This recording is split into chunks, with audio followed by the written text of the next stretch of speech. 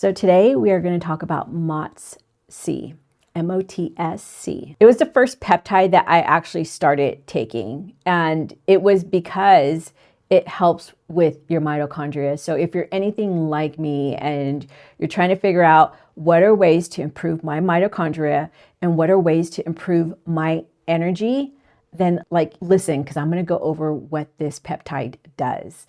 And not what you're hearing on the internet, like it's saying it's a workout in a bottle or it helps with fat, things like that. I'm going to talk about what inspires me and what gets me happy talking about, and that's the biology of it. Like what actually happens when we do take MOTS-C? What's going on in our body? What does it actually do? And who inspires me a lot and I love listening to, and I definitely recommend anyone going to his site and listening to him, is Dr. Trevor Brockmeyer. Super intelligent. I love listening to him. He just really educates you on what is going on when you're taking certain peptides. And he is the one who actually inspired me to dig in deeper and learn more about what I'm taking and learn how it works in the body. And that's what I'm going to go over with you, is like the notes and things that I've taken and what I've learned so far. And this is just the beginning. So I'm just going to cover some basics because I know MOTS-C just does probably a whole lot more than what I'm going to go over today, but you'll grow as I keep learning. I'm going to keep sharing it with you guys. So let's go ahead and talk about this. The more I've learned about the human body, the more amazed I become on how intelligent it is, how intelligent we are. Nothing in the body happens randomly. So everything is communication. It's a signal communicating. And one of the first things that pulled me into this level of understanding was the mitochondrial peptide called MOTS-C. So I have been using it, like I said, for almost 2 years now. And MOTS-C, what it did is it sparked a deep curiosity in me about how the body actually communicates at a cellular level. Hi, I'm Teresa Bustamante. And before we talk about MOTS-C specifically, I want to show you how the system works, not symptoms, not trends, not protocols, just biology. So we need to understand the biological systems it interacts with, what's actually happening inside your body right now, and why it matters so much for healthy living. Because once you understand the system, everything else will stop feeling so confusing. And what I think you'll notice as we go through this is not how broken the body is, but actually how extraordinarily intelligent it is. I'm going to define a few key terms first. Okay, nothing complicated, but once these are clear, everything else is going to click. So let's start at the beginning. The body, it runs on ATP, which stands for adenosine triphosphate. And ATP is energy in usable form. So think of ATP like spendable money. Okay, you don't live off the money in your investment account.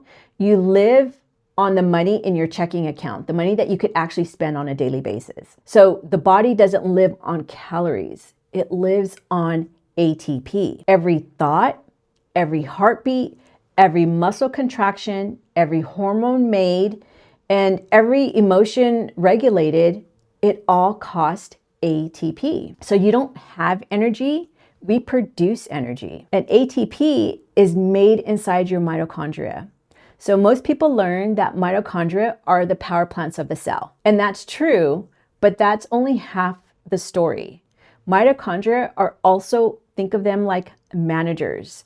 They decide how fuel gets used, how much energy gets made, and whether the system is running efficiently or whether it needs to shift into protection mode. So think of your mitochondria like a power grid in a city. So when the grid is stable, everything downstream works smoothly. When the grid becomes unstable, the city doesn't collapse. It conserves, it reroutes, and it prioritizes survival. As mitochondria make ATP, they produce ROS, which is reactive oxygen species. And ROS are often called bad, but that's not entirely accurate. ROS are like exhaust from a car engine. If your engine is running efficiently, a little exhaust is normal and it's even useful. It tells the engine it's working. Well, it tells you that the engine is working. In the body, small amounts of ROS act as signals. So they help cells adapt and grow stronger. So the problem isn't the exhaust. The problem is when the engine becomes inefficient. So when your mitochondria struggle to make ATP, they produce too much exhaust. And that's when the ROS stop being signals and start becoming stress. Now let's talk about AMPK, AMP activated protein kinase. AMPK is the body's fuel gauge. It monitors how much ATP is available. When energy is low, your AMPK turns on. When AMPK is on, the body is saying, let's stop wasting energy. Let's use fuel more efficiently. Let's improve how the power plants run. And see, AMPK, it shifts the system from storage to usage, from inefficiency to efficiency. AMPK does not push the system harder. It makes the system smarter. Now let's talk about glucose, which glucose is the fuel. Insulin is the delivery signal that tells cells fuel is available. In muscle cells, glucose enters through a door called GLUT4. So in a healthy system, the insulin signals, the GLUT4 door opens, the glucose enters in, goes down to the muscle, and your mitochondria turn it into ATP. But if the power plants are struggling, taking in more fuel doesn't help. So the cells, what they do is they say, let's slow delivery. Fuel stays in the bloodstream, your insulin rises and storage increases, and that's insulin resistance. And it's not because the fuel is bad, but it's because the processing capacity is limited. Now we come to NF-kappa B. So NF-kappa B is an alarm system. It controls inflammation and immune defense. So when there's danger, like an injury, infection, or any acute stress, NF-kappa B is meant to be turned on briefly. But remember that exhaust I was telling you about? When ROS stays high because the mitochondria are inefficient, NF-kappa B keeps hearing these alarms. So they stay on and inflammation becomes chronic. It's not because the body is attacking itself, but it's because it thinks that danger hasn't passed. Now let's talk about the next key term, which is PGC1 alpha, which is the architect. It decides how many mitochondria you have, how healthy they are, how much energy capacity you can sustain. So when alpha is active, the body builds better power plants, more capacity, more resilience, and more ATP. FGF21 is a metabolic messenger. So think of it like a company-wide email. It tells all departments, fuel is scarce. We need to adapt, use energy wisely, increase efficiency. FGF21 helps the whole system coordinate instead of each tissue acting alone. Finally, BDNF, brain-derived neurotrophic factor. BDNF supports learning, mood, motivation, emotional flexibility. BDNF is extremely energy dependent. So when ATP is low and inflammation is high, BDNF drops. When energy improves and inflammation calms, BDNF rises. That's why metabolic health and mental health are inseparable. So all of these systems work together, centered around energy. Now let's look at what happens when energy production becomes inefficient. 3 predictable adaptations appear, and it's not randomly, it's intelligently. So failure number 1 is insulin resistance. Failure number 2, systemic inflammation. And failure number 3 is ATP bankruptcy. And it is intelligent. These systems don't fail randomly. They respond to inputs like ultra-processed foods, constant glucose spikes, lack of movement, poor sleep, chronic stress, toxins, hormonal transitions. None of these make the body weak. They make the job harder. And the body, it adapts. This is where MOTS-C becomes extraordinary. So MOTS-C is not a message coming from the brain.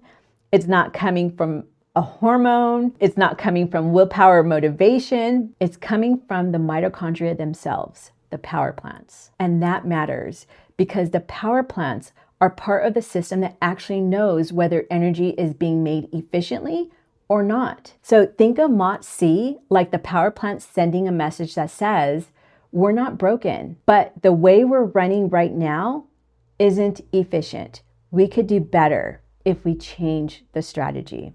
And this is very important. The message doesn't panic the body.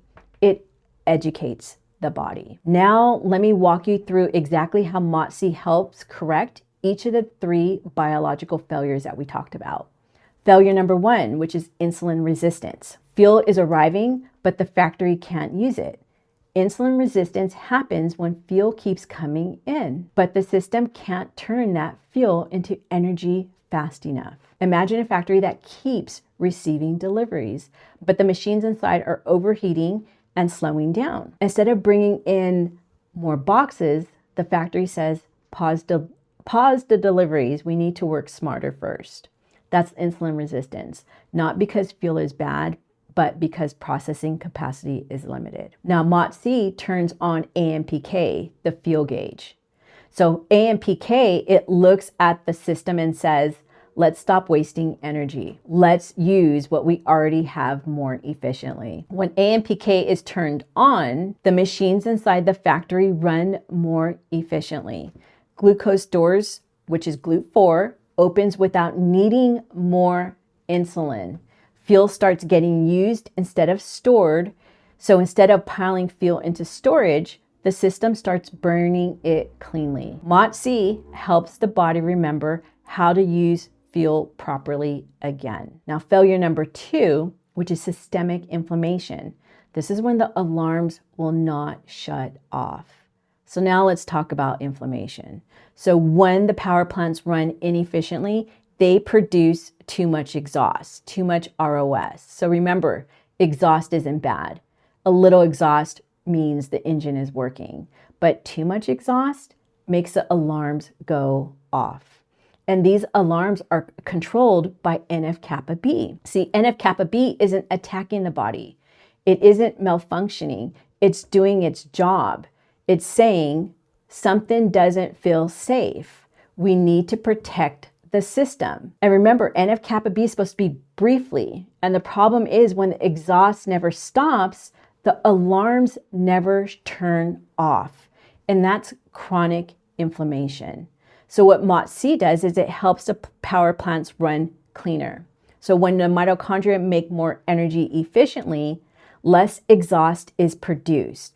ROS levels drop and the alarms stop hearing danger. So NF-kappa B quiets down. And it's not because it's forced to, but because it no longer detects any threat. So MOTS-C doesn't fight the alarms.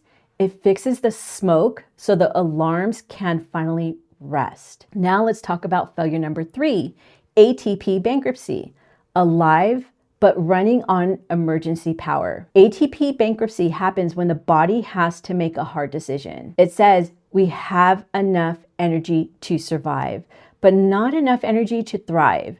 So what it does is it cuts spending on things like motivation, creativity, libido, fast healing, sharp thinking. And it's not because these things don't matter, but it's because staying alive matters more. And this is not failure.